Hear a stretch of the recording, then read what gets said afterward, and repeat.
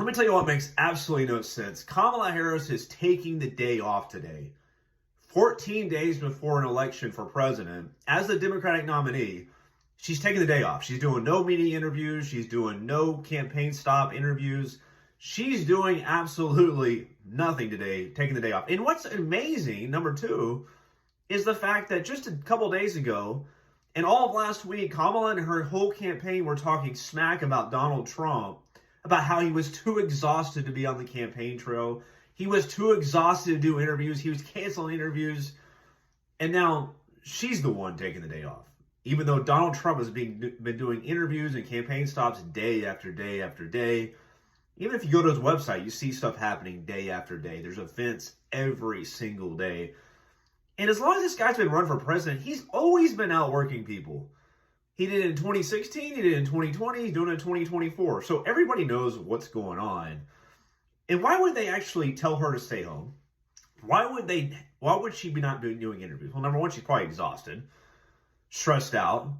And I think the actual bigger reason is the fact that her campaign is falling apart. If you go back 2 or 3, 4 weeks ago, when she was like hidden, nobody even knew, she wasn't doing any interviews.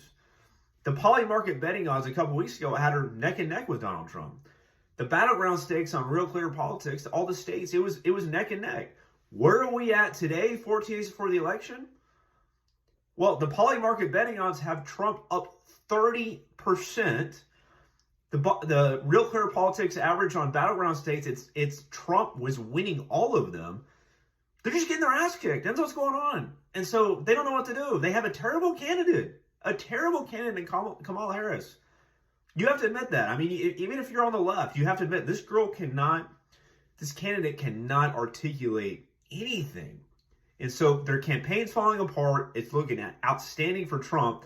But all of this doesn't matter if you don't go out and vote. If you don't go out and vote, it's all talk. It's all stuff on paper. It doesn't matter what the polls say. You got to go out and vote. If you remember in 2022, the red wave, that never happened for the Republicans. I mean, the Republicans were supposed to be up 30 or 35 in the House, and then they only won by 5 or 6, right? So that red wave never actually happened. So you got to go out and vote. You got to be very, very passionate about it. You got to get your friends out and vote. It all matters. It all matters if you vote.